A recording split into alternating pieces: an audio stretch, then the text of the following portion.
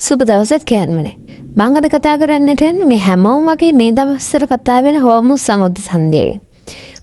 හෝමුස් සමුද්‍ර සංධිය කියන්නේ පර්සියානු බොක්ක සහ ඕමාන් බොක්ක අතර සමුද්‍ර සංධිය.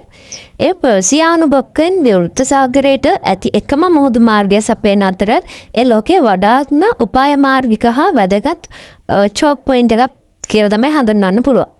උතුරු වෙරළ තීරයේ ඉරානයේ පිහිට ඇති අතර දකුණු වෙරළ තීරයේ එක්සත් අරාබි එමිරේට් රාජ්‍යය සහ ඕමානයේ එක්ස්ක්ලේව් එකක් වෙන මුසන්දම් ආණ්ඩුකාර ප්‍රදේශයේ විසින් බෙදාගන්නා මුසන්දා අර්ධද්වීපයේ පිහිටා තියෙනවා.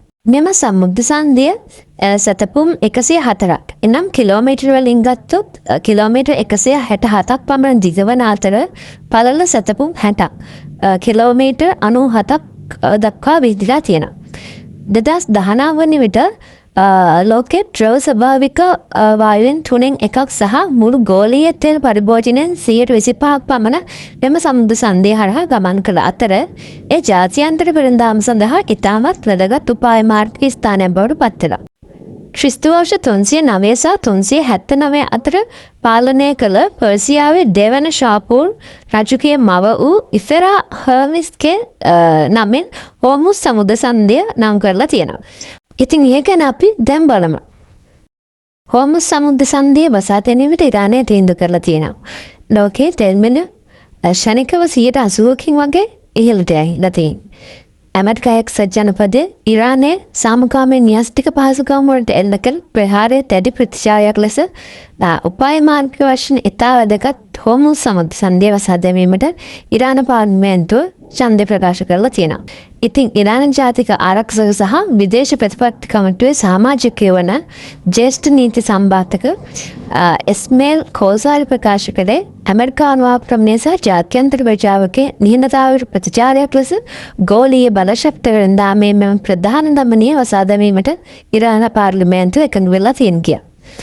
කෝසාරි වැඩිදුරටත් කියා සිටින්නේ මෙම සමුද්‍ර සංධිය වසා දැමීම සම්බන්ධයෙන් නීති සම්පාදකයින්ගේ සම්මතියකට පැමිණ ඇති නම අවසන් තීරණය ඉරානයේ උත්තරීතර ජාතික ආරක්ෂක වංශයේ සතු කියලා. පර්සියානු ගල්ෆ් කලාපයේ පිහිටි හෝමුස් සමුද්‍ර සංධිය ලෝක වෙළඳාමේ වඩාත් තීරණාත්මක ස්ථානයක් ලෙස හඳුන්වන්න පුළුවන්. ලෝක තෙල් වලින් දල වශයෙන් 120ක් පමණ එනම් දිනකට බැරල් මිලියන 17ක් පමණ ප්‍රමාණයක් මෙම සමුද්‍ර සංධිය හරහා ගමන් කරන බැවින් ලෝකයේ ලෝකගෝලීය බලශක්ති සුරක්ෂිතතාවය සඳහා අතිශයින් වැදගත්. මෙම පටු සමුද්‍ර සංධිය හරහා සැලකිය යුතු ද්‍රව ස්වභාවික ගෑස් ප්‍රමාණයක්ද ප්‍රවාහනය කරනවා. විශේෂයෙන්ම ලෝකයේ ප්‍රමුඛතම LNG අපනයනකරුවන් වන කටාර් රාජ්‍යයේ LNG තොග විශාල වශයෙන් මෙහි ගමන් කරනවා. පර්සියානු ගල්ෆ් කලාපයේ දිවුර්ත සාගරයට සම්බන්ධ කරන එකම මුහුදු මාර්ගය වන හෝමුස් සමුද්‍ර සංධිය ඉරානය, සෞදි අරාබිය, ඉරාකය, කුවේට් සහ එක්සත් අරාබි එමිරේට් රාජ්‍යය වැනි ප්‍රධාන තෙල් නිෂ්පාදකයන්ට ඉතා වැදගත් වෙනවා. ඉතින් හෝමුස් සමුද්‍ර සංධිය අවහිර කිරීම හෝ වසා දැමීම මගින් ගෝලීය තෙල් මිල ක්ෂණිකව හා විශාල වශයෙන් ඉහළ යාමට හේතු වන බව විශේෂඥයෝ පවසනවා.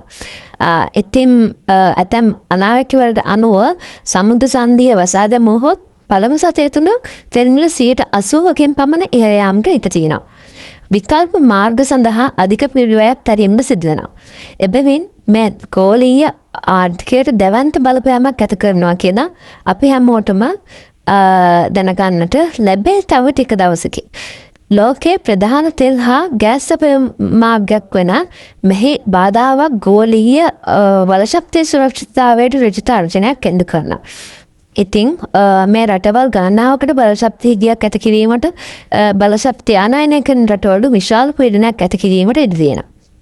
විශේෂඥයන් අනතුරු අඟවන්නේ ඇමරිකානු හමුදාව මැදිහත් වීම හෝමුස් සමුද්‍ර සංධිය වසා දැමීමට ඇමරිකාවට සහ ඩොනල්ඩ් ට්‍රම්ප් පරිපාලනයට ඉතා මිල අධික විය හැකි බවයි. පුරා බොහෝ බහුජාතික සමාගම් ඒවා පවත්වාගෙන යාමට අවශ්‍ය බලශක්ති සැපයු නොමැතිව දින කිහිපයක් ඇතුළත වසා දැමීමට සිදුවනු ඇතැයි ඔහු අනතුරු අඟවනවා. මෙම සිදුවීම කලාපීය හා ගෝලීය වශයෙන් භූගෝල දේශපාලනික නොසන්සුන්තාවයක් තවදුරටත් උග්‍ර කිරීමට ඉඩ තියෙනවා. ප්‍රධාන බලවතුන් අතර ගැටුම් උත්සන්න වීම මේට ප්‍රධාන හේතුවක් වෙනවා. ඉතින් ඇමරිකාව ඉස්ලාමීය ජනරජයේ න්‍යෂ්ටික පහසුකම් වලට එරෙහිව ප්‍රහාරයක් දියත් කිරීමට පෙර සිටම පවතින යුද්ධය මුහුදට ව්‍යාප්ත වීමේ සම්භාවිතාවය පිළිබඳ විශේෂඥයෝ අනතුරු අඟවා තිබුණා. මෙම තීරණය ගෝලීය ආර්ථිකය හා බලශක්ති දෙවලින්ද පොළට කුමන ආකාරයේ බලපෑමක් ඇති කරන්නේද යන්න ඉදිරියේදී පැහැදිලිව බලා ගන්න පුළුවන්. ඉතින් ඉරානයේ මේ වෙද්දී හෝමුස් සමුද්‍ර සංධිය වහන්න තීරණයට ගැනීමත් සමග මේක තමයි අපි වගේ ආසියාතික රටවලට වෙන ලොකුම හානිය. ඇයි එහෙම කිව්වොත් හෝමුස් සමුද්‍ර සංධිය හරහා තමයි අරාබි රටවල් ඇතුළු බොහෝමයක් තෙල් ආනයනය කරගන්න. එතකොට ওই සමුද්‍ර සංධියේ පටුව මාර්ගය කිලෝමීටර් 54ක් වගේ තියෙනවා. අන්න ඒ කැලණයි තිබෙන්නේ ඉරානයට. අර මිලියන ගණන් තෙල් බැරල් නිෂ්පාදනය කරලා එළියට දාන තැන අහුවෙන්නේ ඉරානයට. ඉරානයේ ලෝකේ 7 වෙනියා තෙල් නිෂ්පාදනයන් අතර. දවසට බැරල් මිලියන 4ක් නිෂ්පාදනය කරනවා. ලෝකයේ තෙල් නිෂ්පාදනයෙන් 9%ක් දරන්නේ ඉරානයයි. හැබැයි 40%ක බලය තියෙන ඉරානයට. ඇයි කිව්වොත් ඉතින් හෝමුස් සමුද්‍ර සංධිය නිසා තමයි. අරාබියේ ඉඳලා ගේන තෙල් ජාත්‍යන්තර මුහුදට දාන්නේ හෝමුස් හරහා. ඕක වැහුවම අපිට තෙල් නැත්තරම නැති වෙනවා. අන්න ඒ නිසා තමයි මේ හැමෝම ගේම ඉල්ලන්නේ. ඉරානය බිල්ලට ගන්නේ තන්නේ එතන. ලෝකයේ තෙල් නිෂ්පාදනයේ අංක 1 ඇමරිකාව. ඉතින් යාලට තව ලින් තියෙන හාරකුවත් නැති ඒවා. ඒ නිසාම යාලට අවුලක් වෙන්නේ නැහැ. අවුල් වෙන්නේ අපි වගේ පොඩි රටවල් වලට. අපිට ඉරානය ණයටත් තෙල් දුන්නයි කාලේ. ඒ නිසාම හෝමස් වැහුවොත් බොර තෙල් බැරල් එක ඩොලර් 150ක් ඉක්මවනවා.